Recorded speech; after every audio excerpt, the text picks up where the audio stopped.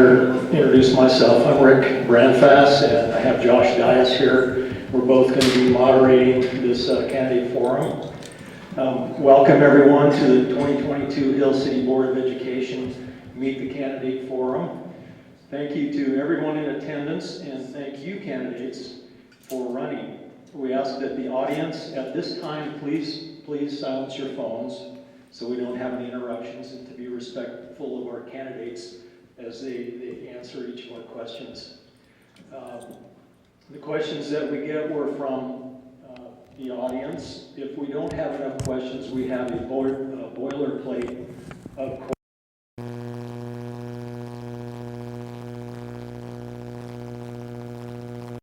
I don't think we'll have to go there with that. I think we have enough questions.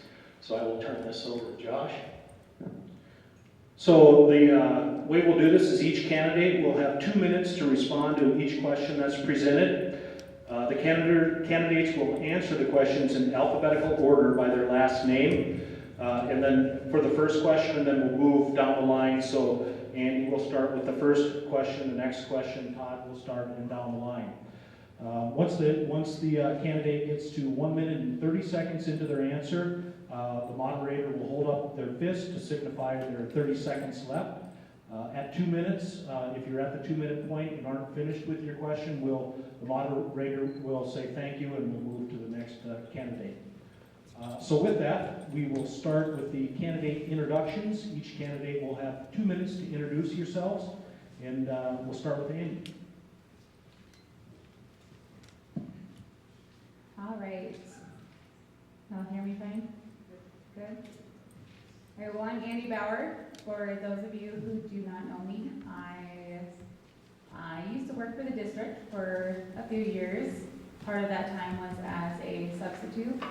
And in that time, I don't know who's read those interviews in the paper, but felt like a full-time job. I was here most days in a lot of different aspects and different levels of grades, kindergarten all the way up through high school, and did a lot with special education, which was a lot of my time with substituting, but I also did administrator in the business office. I was the accounts payable, so I handled a lot of the financials, of course, paying bills, dealing with fixed assets, the incoming students, open enrollment, homeschool. And honestly, the list could go on with that. I touched a lot of different aspects in the entire school district. Very familiar with a lot of different things that go on within the school and affect the school. So in the classroom and with business. So I feel like I've got a very good understanding of all different parts of it, which is really nice. And that is why I'm here today. So I think we've got a lot of fantastic candidates. Some good competition, which is great to see, but I feel like I bring a lot to this, and I have a lot of experience, so I'm excited to share that with you today. Thanks, Andy. Next is Todd Robo. Hi, thanks everyone for being here. My name is Todd Robo. I was born and raised South Dakotan on a farm in northeast South Dakota. Family migrated out here west, and been in the district since 2005, so our daughter Tia went through all 3 schools in the district, and we currently have, Tessa and I have twin boys that are 8th graders currently entering high school next year. So some of the things I'm active in the community that I think would lend greatly to the board is I'm a 15-year member of the Hill City Fire Department. I've been promoted to captain recently.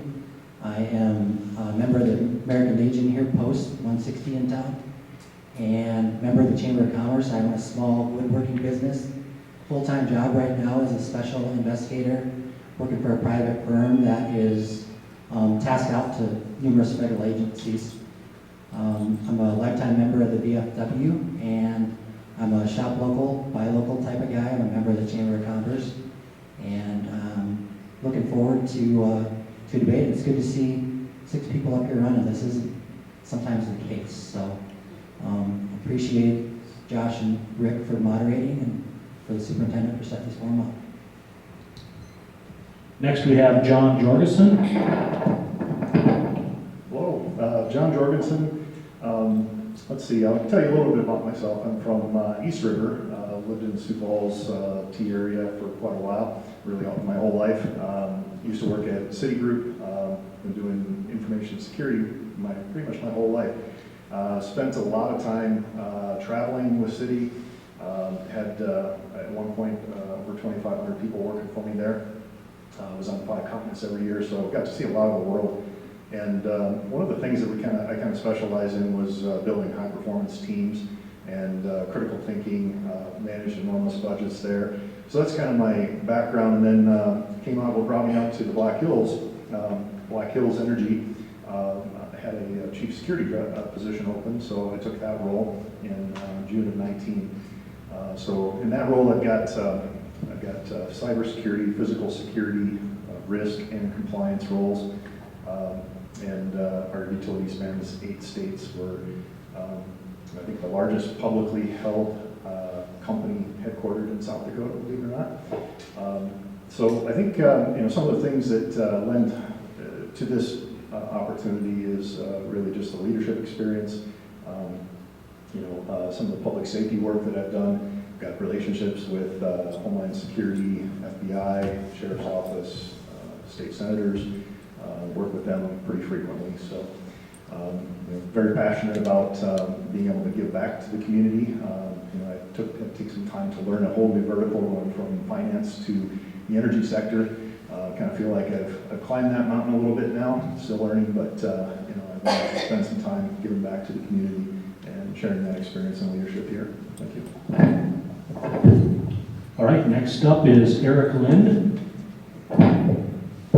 Hello, everyone. My name is Eric Lind, and I'd like to thank everybody for coming out today to participate in this. I love the engagement with the community, and thank you to Mr. Gardner and the administration for giving us a forum to visit with you all. Like I said, my name is Eric Lind. My wife Danielle and I own Carl's Market and Hill City Hardware here in town. I lived in South Dakota for over 30 years. My wife is a graduate of Hill City High School, class of '99. And we've got 3 little ones, well, some are little, 4, 6, and 14. One of them just graduated kindergarten, one of them's going into kindergarten next year. So a little bit about me and why I would love to be a part of this school board and would be honored to serve. I've got a accounting degree in professional accountancy, earned my CPA and worked in public accounting for 6 or 7 years. I graduated from Leadership Rapid City, the class of 2016. I really enjoy being a student of leadership and management, and would love to put those skills to use on the school board. I'm currently the treasurer of the Hill City Fire Protection District and the Chamber of Commerce, and am also a board member for the Hill City Economic Development, and a few other boards also.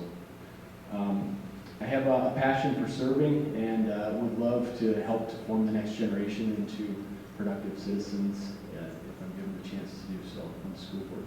Thank you. The next candidate is John Stam.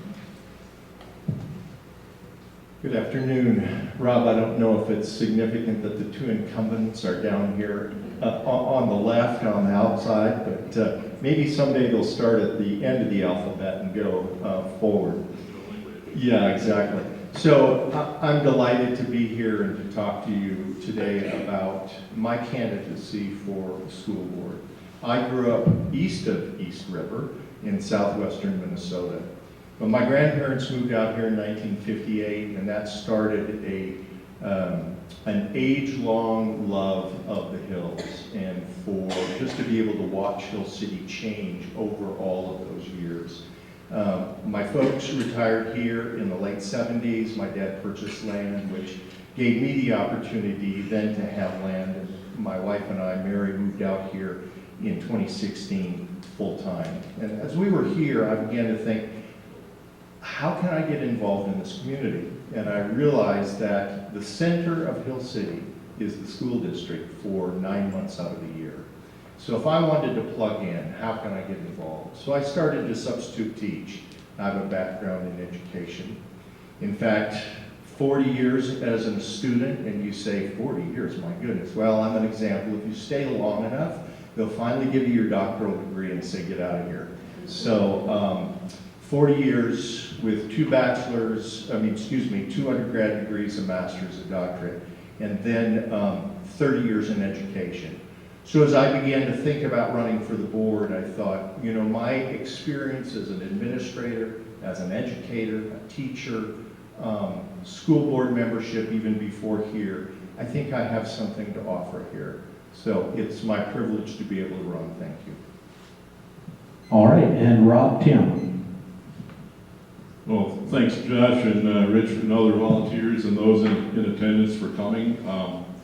It's been an honor to serve you on the Hill City School Board these past 3 years. And as a nonprofit executive, a statewide leader and advocate for civic engagement and positive change, as a grant writer, a fundraiser, and administrator, I bring almost 30 years, that's 3 decades, right? 3 decades of experience to the table. But however, during my time on the board, I've learned so much from the other 4 board members. I thought I knew it all, or at least quite a bit, but the folks on the board helped me learn even more, and I appreciate it and thank and respect our school board members for that. We've accomplished quite a bit in the last 3 years. We've developed and implemented goals and objectives for the superintendent along with the district as a whole. We've challenged the school administration to create a plan to get the district to a zero-based balanced budget, which we'll get to within the next couple of years. We've worked hard to provide increases each year in funding for teacher salaries. And we have the #1 ranked high school in the state academically. And everyone should be proud of that. We weathered the COVID shutdown and went online learning, and then the district was among the first in the state to go back to in-person learning. We created a common sense set of COVID protocols that address concerns while not overreacting. And I see the fists there. That must mean 30 seconds. We have a lot more to do though. We need to develop innovative solutions to the ever-increasing costs of health insurance for our employees and our staff. We need to find additional funding to help the district keep pace with inflation, not only for teacher and support staff salaries, but for transportation and fuel costs. And we also need to let you, the taxpayers, know what we're doing with your money, how we're doing, what we're using the money for, and to just invite you to come and visit us here at the school. We have a great school here. We're doing great things, and I want to continue our work of providing excellence in education to all our students, along with being good stewards of your money. Thanks. Was that it, Rich?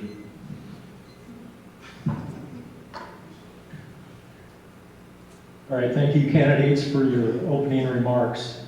At this time, we're just going to go right into the questions, and we'll start alphabetically with Andy Bauer. And the first question is, what is your strategy to recruit new school staff and retain current school staff? First off, I thought we were starting with Todd, but that's okay. Teacher retention and staff retention is one of the higher things on my list, I guess you would call that. I know we've got a fantastic school, great education for our kids, but I do have concerns with our retention with our staff. I feel like a big part of that comes from, first, our funding that rolls into what we can pay our staff, and looking at the surrounding areas and, you know, how we structure that and how much we look into that. We do see a lot more turnover than a lot of other school districts, and there is some concern with that.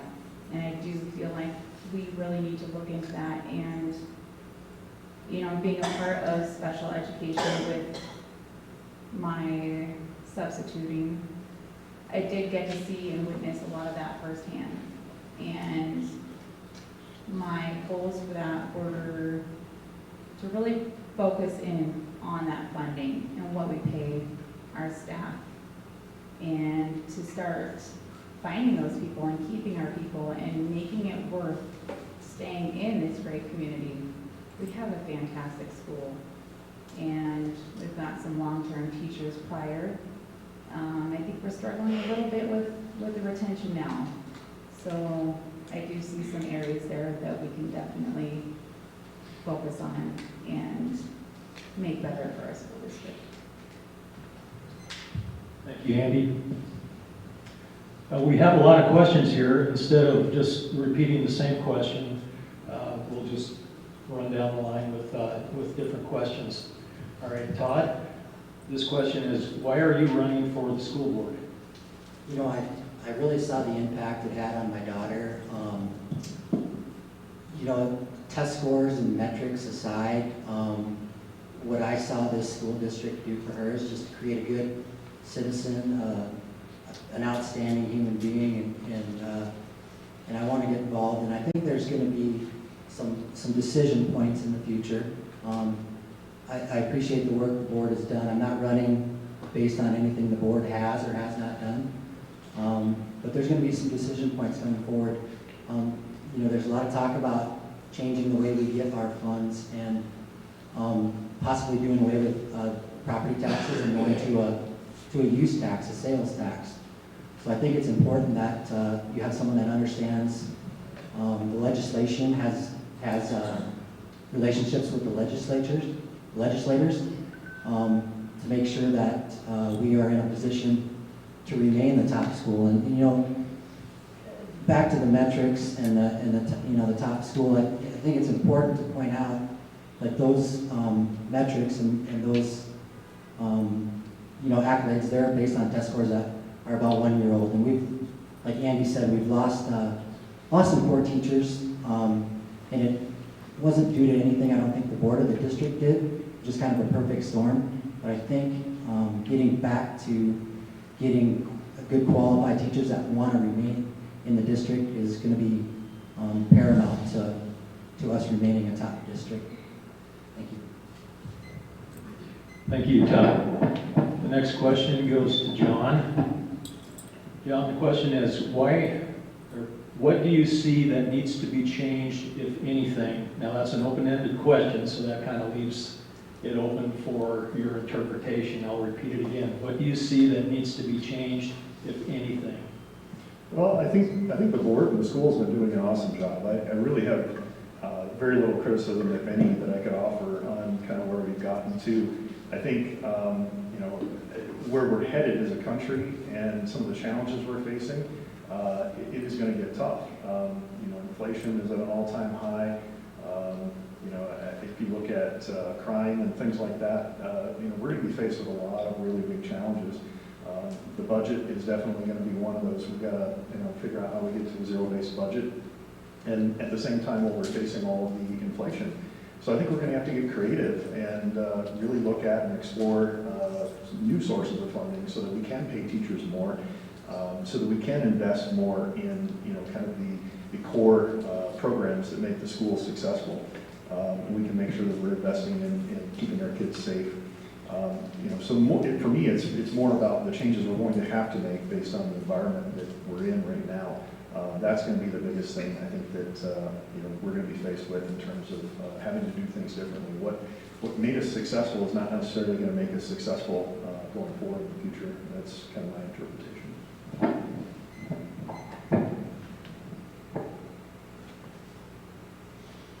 All right, thank you. Next up is Eric, and just to let the candidates know, there are a few questions I think that we're going to have all the candidates answered. Some that maybe are more, that we get more than once, maybe questions that the audience feels is important, or similar questions that we'll go back and have all the candidates answer. Eric, the question for you is, what is a new perspective that you can bring to the district board? Oh, that's a great question. I like that one. So a perspective that I bring to the board, I think, is that of a CPA. I have conversations with people. I used to do it in public practice.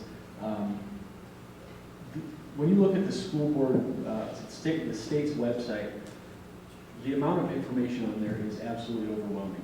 Kind of reminds me of the IRS code. How do you navigate so many rules and regulations and policies that come from the state and from the feds and so many different funding sources? How do you navigate that environment? And I think that is something that would be a strength of mine. Research, figure out what's going on. How do we maximize funding sources so that we can pay the teachers? How do we manage costs? Those are the sorts of things that I do in our businesses every single day. It takes creative thinking, out-of-the-box solutions, and I think that would be something that would be a joy for me to be able to do that sort of thing. So, yeah, I think out-of-the-box thinking and figuring out how to do things in a way that gets the results that are desired.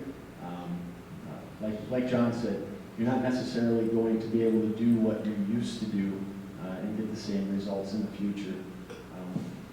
Inflation, property taxes, funding sources, all those things have the propensity to change over time, especially with the current environment in our country. So that's, I think, what I can bring to the table. Thanks, Eric. John, question for you is, as a member of the school board, how can you make yourself accessible to the community? Do you have any ideas how you can make yourself accessible to the community? You know, this is a discussion that we've had numerous times on the school board. Our constituency is not just our students. Our constituency is also those folks who pay the taxes, our property taxes. It's important to me that our constituency knows what we're about. Hill City Schools has provided an excellent education for years, and we want to continue that, and we want to make sure that we don't rest on our laurels. But we also want to make sure we communicate that to our community. We have talked about a board newsletter. We've talked about a variety of things that we can do. The challenge, though, is the community isn't always, how should I say, available for us to discuss. So we've got to think creatively about how we communicate that. I think band concerts, choir concerts, anything we can do to get the community into this place to see what's going on with our students is incredibly valuable. So I'll continue to work and encourage for that. Thank you. Rob, question for you. What do you believe is the role of an effective school board member, and tell us of an instance where you exhibited those skills in a multi-million-dollar budgeted organization? Could you repeat the question? What is Not like it's the softball Sure. here. What is the role of an effective school board member, and tell us of an instance where you exhibited these skills in a multi-million-dollar budgeted organization?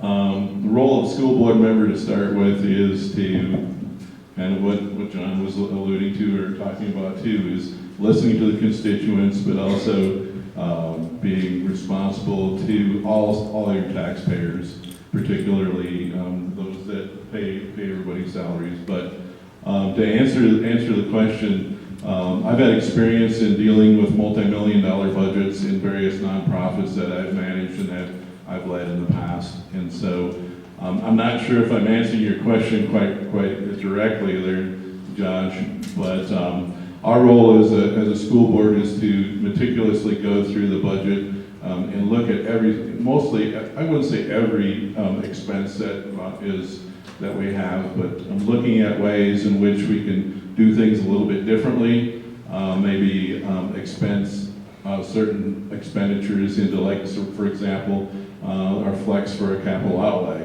or we can do other ways to expense deal with our expenses and that. And I've done that in a myriad of ways in different organizations with multi-million-dollar budgets, and even do that today. But the role of our school board is just that, is making sure that we're good stewards of the taxpayers' dollars. And so It's really important, if you've got a question, if you've got a concern about not how the school is utilizing its funds, you need to let us know. You need to communicate with your school board to let us know and ask those questions. We want you to be civically engaged. We want you to be in this building and learn more about what's going on, and come to a school board meeting. We would love for you to come to our school board meetings and learn more about what we're doing. Thanks, Rob. Now, as I stated before, we're going to go back and there are a couple questions that we're going to have all the candidates answer. And we're going to go back to the first question that was read that Andy answered, Todd, and we'll go back to you. And that is if you have any strategies to attract and retain teachers to the school district here. Yeah, you know what, looking at the pay, we are probably middle to the lower end of the pay rate. And I think we have to find ways, and you know, 80% of the budget's payroll, and the other 20% is the other stuff. But you know, when you look at the cost of living where we're at and the teacher pay, you know, there's been several studies done, and the only other state in the country where teachers' money doesn't go as far as Hawaii. So, and I think if you dropped a pin here in the central Black Hills region and snap a line around the Three Forks area, this is one of the fastest growing, highest cost of living places in the state. So finding ways to glean out of that other 20% to somehow get, you know, the teacher pay to a level that's commensurate with the rest of the state. And it's tough, based on our location. You know, we're located very, very close to Wyoming, and we could have teachers drive across the border. We have teachers here that came from Wyoming that have, you know, voiced that they're here because of family, they're here because of the community, they're here because this is the #1 school in the state, but you know, they're losing money being here. Looking at the compensation package for the teachers, you know, I think the leave and sick leave is very generous. The retirement is good. But Rob spoke about the health insurance. That's some of the feedback I'm receiving. For a single member, it's probably okay, but when you're talking a family that's having to pay $1,300 out of pocket for health insurance, that's tough. And we're competing with private industry. So, you know, First Interstate Bank announced that they're giving out gas vouchers for anybody making less than $65,000 a year. And so I think we have to get creative, and I'm not opposed to thinking outside the box, like Eric said. Maybe trying to get student teachers in here and getting them in the school district and showing them what our district's about. Thank you, Todd. John, same question? Right. This is a question I love, actually. It's definitely been a challenging environment, talent-wise, just across the world even. There's a lot of things you can do, right? Certainly pay and benefits are core to attracting and retaining talent. But you got to make people engaged. They've got to want to be part of a family. So you've got to really pull all of the things together to get the total package for somebody to want to be here. Look around. This is arguably the most beautiful place in the country. That's a huge asset that I think we can recruit talent from out of state even. I think how we market these positions is another big thing. We've got to use the assets that we have, like where we are, to attract talent. And I think another big thing is reinvesting in education of that talent and building and growing and giving them a career path as well. So that's another item I can pull from the playbook that I use to manage talent in my career. There's a lot of different opportunities I think that we can look at that can add those extra little bits that help create that total package of talent management. Thanks, John. Eric, do you have any ideas for recruiting and retaining teachers? Yeah, once again, something that we're dealing with every day in public sector, in the businesses that we're dealing with. I think that one of the key things right now that's on my mind that the school board doesn't necessarily have a lot of say in, but at the state level they do, is the school funding. For last school year, our district got less than $15,000 in state aid from the state. It's absolutely ridiculous that we don't get any more than that. It came out to about $35 per student is what we got from the state. There are other districts in the state that are getting over $4,000 per student in state aid funding. In the meantime, they say, well, our property values are high in this area, and so they're not going to give us as much because we can afford it. Well, it's expensive to live here, and we can't afford to pay the teachers, and it's a vicious cycle. It's one that we won't be able to escape under the current formula to pay people a lot more unless the state changes their formula. The half-cent sales tax was put in place in 2016 with the purpose of raising teacher salaries. Between Hill City and Keystone, just last year, we did $180 million in taxable sales, which generated almost $900,000 worth of half-cent sales tax. And we got $15,000 from them in state aid. It is ridiculous. Now, what can we do as the school board to change that? Probably not a lot, other than do what we're supposed to do and advocate for our school district. We were tied for second in the lowest amount of money received per student in the state last year. That's where we need to be going, is to the state and national levels to get that funding level that we deserve from the state. That would help to moderate our property taxes, and I think it would help to achieve the goals of our school district, period. Thank you, Eric. John? Yeah, I'd like to build on what Eric just said and also what Rob had said previously. When I came on the school board, I was reminded that my ability to operate is somewhat limited by the constraints every school board member has.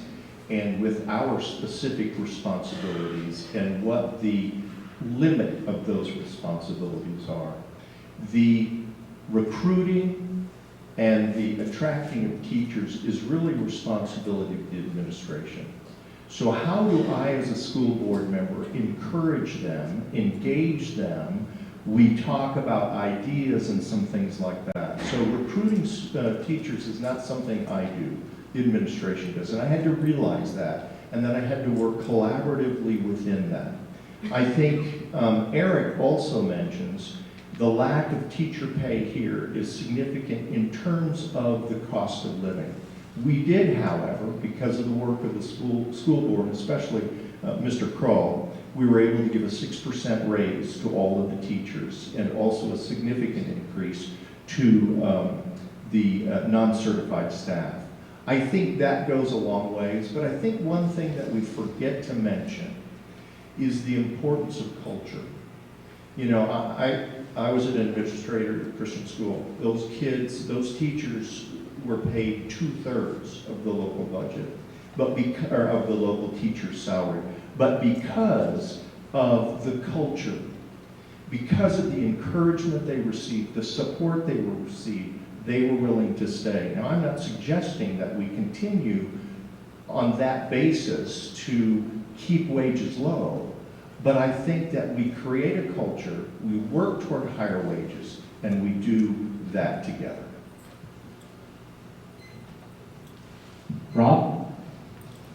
Well, I think everybody covered a lot of the good stuff already, but my dad was a teacher and a coach for 40 years, and we always talked about teacher pay and not a lot of money, things of that nature, and so I understand that very vehemently and very closely with regard to teacher pay.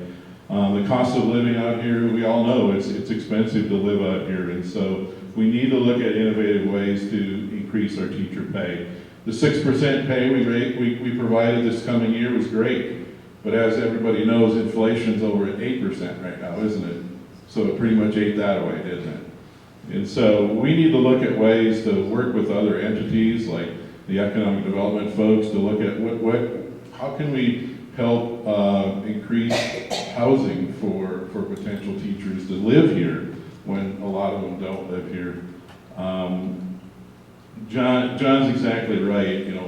We don't recruit. That's not a school board job, but we give the tools to the administration to do just that.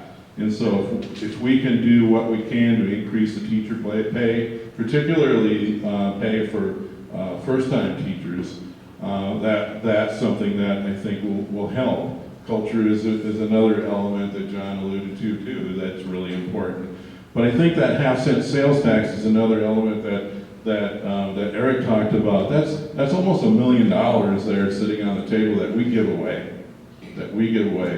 to other schools. And so we need to work with our legislators, we need to work with the folks in Pier to see how we can get that money back and how we can use that for exactly what it's supposed to be used for, to increase teacher pay.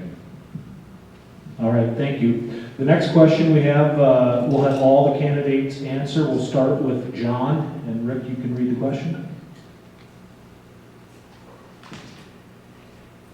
Okay, John, what is your #1 priority for the school district, and what is one action step you would suggest to help it happen? Which job? All right, can you repeat the question quick? All right, John, what is your #1 top priority for the school district, and what is one action step you would suggest to help it happen? Well, I think the #1 thing is the budget. And I think the first thing we're going to have to do is explore some better funding channels. I think, as I said, what made us successful in the past is not going to make us successful in the future. So looking at sales tax is one area. As mentioned earlier, looking at some help from the state. I think there's some federal dollars that we could probably go after. And then there's the creative side of that as well. Looking at things like exclusivity agreements with companies, looking at local business support.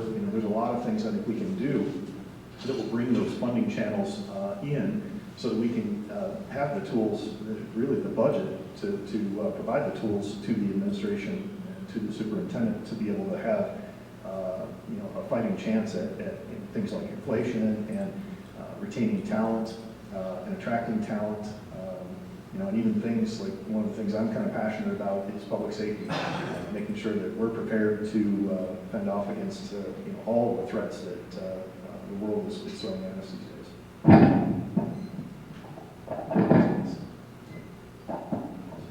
Thank you, John. All right, we're going to skip over to Andy. Andy, the same question. What is your #1 top priority for the school district, and what is one action step you would suggest to help it happen? I think many of us have the funding. That's the top of our mindset and our goals. And that is correct. That is where we really need to focus on. But it's not just exploring additional avenues and getting additional funding. It's what we do with the funding that we're already provided. And I know we're limited. I know a huge percentage of it is local, but it's not just about getting that additional funding and finding more. It's about what we do with what we are given. And if that's what we're limited to, if that's what we're given, and if that's what we have to work with, then that's what we have to accept. But we also then need to narrow in on where that funding is going. I could branch off on more ideas of why I have concerns with that and my ideas with it, but that's basically what it comes down to. Yes, we can search other avenues. Yes, there are other components that come into that, and can we branch out? Yes. But if it comes down to taxpayer dollars and that's what we're given, then we need to hone in on that and find better ways of using what we're given and how it's used. And that is my biggest component, is we don't always have a say in what we're given. And when we focus in on where it's going, when we look at the past, we look at the history, we need to just accept that and accept that that's where we are funded, and then start branching out from that and finding different ways to make the most of that money that we are given. Thank you, Andy. We'll skip over to Eric. Same question. Eric, what is your #1 top priority for the school district, and what is one action step you would suggest to help it happen? I think that the best thing that the school board members can do for the school is to provide the leadership and support to the administration The school board's function is not to manage the day-to-day operations of it, but to advocate, support, provide expectations to the superintendent and the administration, and then follow through on making sure that the action items are executed properly. And I think that that's the most important thing that I would focus on is, are we operating efficiently? Are we doing what we're supposed to be doing? Are we checking the boxes to get the funding that we're supposed to be getting? Are we managing our resources effectively, essentially? The proposed budget is $7.6 million approximately, of which I think about $3 million comes from property taxes, and the rest comes from other sources, as near as I can tell. You know, we kind of got a windfall with the ESSER money that the school board has put into projects that don't have recurring costs to them, which I think is a great idea. There was a brilliant use of the money. There's not an ongoing cost to a steel fence or HVAC systems, or at least not significant cost to those. I think that's the function of the school board, and that would be my priority, is to get a good understanding of what those items are that we can do to operate efficiently and utilize resources the best as possible. Thank you, Eric. Same question to you, Rob. What is your #1 top priority for the school district, and what is one action step you would suggest to help it happen? I think looking at the upcoming budget and really analyzing that a little bit more, particularly in terms of a lot of those inflationary costs that continue, those costs that just continue to rise, particularly on our transportation and heating and fuel costs. But moreover, really, I think what that really boils down to is what I talked about earlier, is communicating with you, the taxpayers, the patrons, letting you know what our challenges are, what our opportunities are, and what great things that are happening here in the school district, to let you know that, hey, this is a challenge we're facing.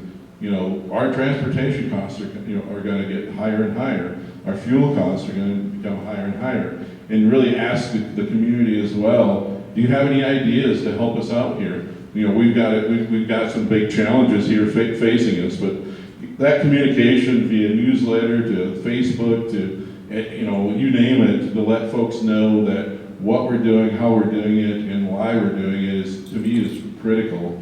And inviting you to come to an event. I know a lot of the seniors in town, they get in free now to all of the events, and so a lot of folks don't know that. And just inviting people to come here and just learn and get some of that Ranger pride, as Rich says all the time. It's important. And so I think the communication aspect is probably the most important right now.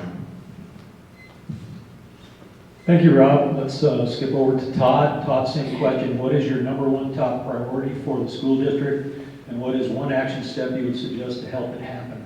So I think, we pretty much hit on the budget, and so I'm going to go a different round, but kind of a different direction. But, back to what Eric said about the half-cent sales tax. I mean, for a business owner, as someone who pays taxes, excise and sales tax quarterly to the state, to have that money go away and not come back, that's a huge issue. But, I've sat with Ms. Voorhees. I'm very confident in the current budget and the proposed budget. Sat with the superintendent, and the overwhelming term I kept hearing was, we're in a real sweet spot right now. And our current enrollment is hovering around 500. And so I think that's due to how the board handled, the COVID deal. We pulled some open enrollments based on how the board was conducting and operating the school during that time. But I think the real challenge is going to be maintaining our enrollment numbers. There's some census numbers that came out, and Hill City proper has pretty much reversed demographics. So 2010, there was 100 0 to 19-year-olds in Hill City proper, and we pretty much flipped the demographics around to, there's 100 more stakeholders that are over 65. And so, I think it's going to be crucial to continue to maintain the offerings that we have and to do those offerings with excellence. And I'm talking maintaining all our programs, extracurricular, band, choir, so that we can retain and bring students in. And so, and you know, the 65-year-old is a very important part, you know, of our community, and my boys mow lawn quite a bit. And constantly, they're asking about the school. They're interested in the school. They're interested where their taxpayer dollars are going, but Thank you, Todd. maintaining enrollment. And over to John Stam with the same question. John, what is your number one top priority for the school district, and what is one action step you would suggest to help it happen? So I have two that are equal, so I'm going to address both of those if I may. First of all, Eric had mentioned the budget is a key component, and precisely because it was just 6 years ago we were facing almost $1 million deficit spending. Through the efforts of Mr. Krull and Anjar, they deep dove into our budget, and they have moved us over the last 6 years to a budget that is as close to a black budget as we've had. And kudos to them. And I found on the school board, it is easy to gloss over that and not take the time and the effort and the discipline to deep dive into the budget. Now, at a school board meeting, if I start to mess with individual purchases and things like this, as long as an administrator is within their budget, then I am really stepping outside of my responsibilities as a school board member. I need to show support, and I need to affirm where they're going with that, as long as we are staying in and within the agreed upon budget. The time to do that is during the budgeting process, when we are going after that. In my last 40 seconds, I just want to say that my equal one is this whole thing about Hill City being top in the state. I think that is amazing, but it is so easy to rest on our laurels. And as it was said, those are statistics that were a year in the past. We've got to work continually to make sure that our faculty and our offerings continue that for the future. One of the things I am passionate about is mentoring teachers. I taught 20 years. Mentoring teachers are the most important thing that I experience. We teach according to our models, not so much according to our education. Let's give those teachers great models. Thank you, John. Next question, this question will be for all the candidates. So we've talked about the budget a lot, right? So this question, let's put the budget aside for this question. The question is, and we'll start with Eric, Lynn, you'll answer first. What do you foresee as a major problem for the school district in the future, aside from the budget? What is a roadblock that you foresee for this district? I foresee teacher retention and recruitment being an issue as a result of limited housing, limited opportunity to develop. We're not like Rapid City where you can just keep growing at the edge of town. We're surrounded by Forest Service, and that's a whole other conversation about what do we get out of that in terms of tax dollars. But I think it's going to continue to be an issue. People are going to want to continue to move here. We live in the best place in the country, in my opinion. It's beautiful, and there's a lot of recreation opportunities. So it is difficult for someone who's just starting out of college to afford a house. Not even just in Hill City, but Rapid City or Custer. It's not any different. And so I believe that teacher recruitment and retention will continue to be an issue. And pay is part of that. I mean, if they can't afford it, they can't afford it. But the tone is set at the top, and people want to work for people that they like. And so I believe that the school board sets the tone for the entire district, for the staff, for the administration, and continuing to keep that morale up will be the key to success in the future, I believe. Eric? John Stam, same question. What do you foresee as a roadblock or problem in the future, potentially? Yeah, I prefer not to see it as a roadblock, but challenges. And I think I will continue with what I was talking about in terms of school culture. I was a student at a university where it was just understood within the culture that you were in the practice room weekends, nights, etc. Then I taught at a university where you couldn't find a student in the practice rooms in the evenings or in the weekend. And I asked myself, what was the difference? There were excellent faculty in both places. And it came down to culture. How do we, as a community, as an administration, as a board, as a faculty, create that culture of learning which really believes that every student can learn, and every student needs to learn, and every parent needs to be involved in that learning process so that we raise that level of concern across the board for culture. And I think that is one of the things that I would challenge us to see in the future, that we don't rest on our laurels, we keep pressing ahead with creating a culture of learning. Thank you, John. Rob, do you foresee any roadblocks in the future, potentially? I think it's still opportunities in my book, keeping our focus on excellence while still providing and really strengthening our core subject areas, particularly in the middle school and high school. Of course, that teacher recruitment and retention is going to probably haunt us, along with a lot of other school districts in the state. And so those are the things that kind of, maybe roadblocks or maybe issues we're going to have to face. But I think that, like kind of what John was talking about, is keeping our focus on excellence, keeping our focus on ensuring we're providing the best education possible while still, I won't talk about budget money part, but being good stewards for all of our taxpayers in what we do. Andy, do you foresee any problems or roadblocks in the future? I don't, again, as identify them as problems or roadblocks. There's definitely things that we need to be prepared for. Our ESSER funding and our money that's been provided to us and what we've been dealing with the last couple of years is unusual. The influx of people and students and everybody wanting to this district and wanting to come here and be a part of this.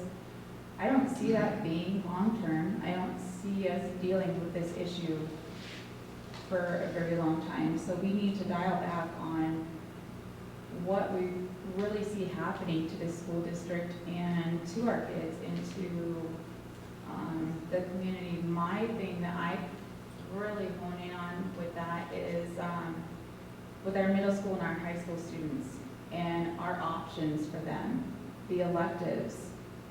That's something that I think about, and I have still an elementary age child, so he's still young, but that's not something that I disregard running for this position and being in this position and what I want to see for changes for our district.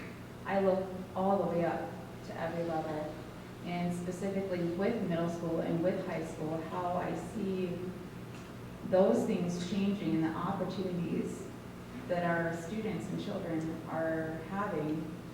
I think that is something that is really important that we need to continue. Yes, we've got a fantastic school. Yes, we have a great community.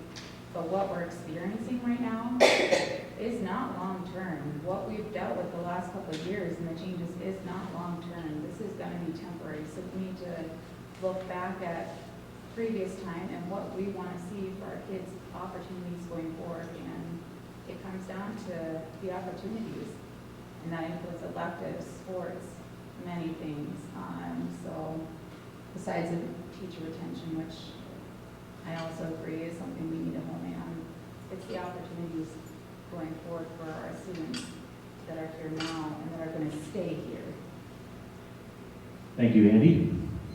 Todd? When we had the opportunity to make a move out here, I had to be within about 50 miles of Rapid City, and so we went school shopping. My wife's job was flexible, and what we looked at is we looked at the condition of the facilities, we looked at the test scores and the metrics, and we looked at the student-to-teacher ratio. And so I think, not to talk about budget, but maintaining our low student-to-teacher ratio is going to be a challenge based on the budget. But, and I say that because, you know, the 14-to-1 ratio we have now lends itself to all learners and making sure that everyone has a chance to have equal outcomes, I guess. Me personally, I've got 2 kids that are just totally different learners. And the low student-to-teacher ratio, not having 25 kids or 30 kids piled on each other in top of a classroom is good for both of them. One can get challenged, my higher performer student can get challenged, and one that needs a little extra help, the help is always there for him. And so, back to student-to-teacher ratio, I think one of the reasons the district, we were able to operate through COVID was in large part to our, we didn't have kids crammed in classrooms, and we take some risk. I mean, sure, we could cut some teachers and have bigger classrooms, but I think that the model that the past boards have set in place with this 14-to-1 student-to-teacher ratio is, I mean, it's unarguably probably a model, model classroom for schools across the country. And it takes some pressure off the teachers as well. So maintaining 14-to-1 is kind of my big challenge. Thank you, Todd. And John? Well, let me just kind of, there's a lot of things I think I don't want to repeat, some of the topics that were talked about. So let me just talk about like a macro level item I think is going to be a challenge. And I think it's living in a distracted world. Engagement is really what it is. So how do we drive an engagement with students? How do we drive an engagement with teachers? How do we drive an engagement with administration? How do we drive an engagement with the board? How do we engage our community? I think that is probably the biggest issue we're facing, is just how do we get everybody engaged? Because if we can get people to rally around the challenges that we're going to see in the future, I'm certain we're going to be able to come up with the best solutions to the problem. But I mean, look around. I was hoping this room would be almost full. We've got to figure out how we solve that and get everybody in the community engaged around all of the topics that matter. Everything from safety in the community to what's happening with our school district to what's happening with jobs and careers and housing. I mean, there's a lot of issues, and they all encompass the reasons why people are here. If we don't solve for those things, we can't have necessarily all the things we're going to need to supply a good school district. So that's my take on it. Thank you, John. And that's going to conclude our questioning. So we're going to move right into the closing remarks with candidates. And we will start, you will have 1 minute, and we will start with John Stam. John? I thought about what would be my closing comments. I love this community. I love being involved. I love the students. Substitute teaching here was a blast. And I volunteer with Young Life. So just being with young people, teachers, educators, has always been a part of my life. I've had an uncle graduate from Hill City High. I've had 4 nieces and nephews graduate here. I've had 1 grandniece. None of my kids have gone here. And I don't have any relatives here now. So there's not a vested interest for me.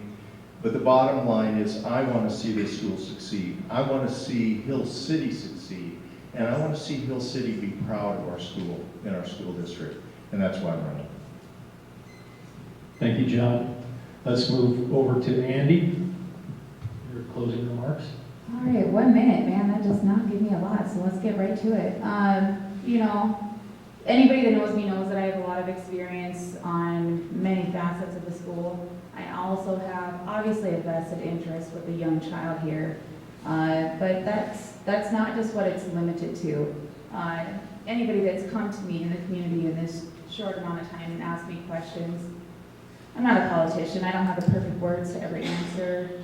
I don't know the exact thing that they're wanting to hear. I'm just myself. I'm honest. I say what I know. I say what I feel. And I'm gonna be upfront with any of those decisions and changes that I feel like need to be made. I have a strong, long-term plan for me and my family in this area, and I think I have a lot of things that will definitely contribute to the success for not only just my students, but all students, and I have a very good plan. Thank you, Andy. John Jorgensen? Well, I guess just let me build on that engagement conversation that I just had. You know, I think that is the path to any success, is just being engaged. And I think we have a huge opportunity to rally our community around our school district and solve more problems than just the school district's problems, and really go broader than that, because they're all intertwined. So those are some of the things that I would want to bring to this, is just really that passion to go after the problems that really matter, that need to be solved, and rally a lot of people around solving those problems. So that's what I'll bring to the position. Thank you, John. We'll take it over to Todd. Again, appreciate everyone being here. I guess when I think about my closing comments, it's involvement and engagement. Two items I forgot to mention is I am the current president of the Community Lutheran Church, and that, along with the other organizations I'm involved in the community, there's not an evening goes by where I'm not engaged with a community member or out there, and I'm transparent, and I feel like I owe the school. I have time to give back, and I owe the school going forward. Thank you, Todd. Eric? So thank you all for your interest in who to vote for school board. The reason that I would love to be on this school board, I would be honored to put to work my experience, sensible leadership, responsible spending, and excellent education. I'm engaged in a lot of different boards in town, and I would love to put that same experience to work here. We do have, my wife and I have a long-term commitment to this town. We've got some young kids who will be coming up through the system, and I would love to help to make it great for many years to come. Thank you. Thank you, Eric. Rob? Thank you all for coming out on a Sunday afternoon, and thanks to you folks for moderating as well. When we moved here, I thought at first, kind of what Todd was saying, that we chose this school district, but in essence, I think it chose us, and our kids have received probably the utmost in education, probably bar none, better than anywhere else in South Dakota, hopefully even the nation as well. But we've got a great school here, and we've done some great things over the last few years, and I just want to be part of that process of continuing that excellence, and looking forward to the next 3 years. And don't forget to vote on June 7th. Thank you, Rob. Well, that concludes our final remarks with our candidates, and as Rob said, June 7th is the day you'll want to go vote, and that's at the Little White Church. So with that, on behalf of the 2022 Hill City Board of Education Meet Candidate Forum, we want to thank you candidates for running, and we want to thank you, everyone in attendance. And that concludes this forum. Thank you.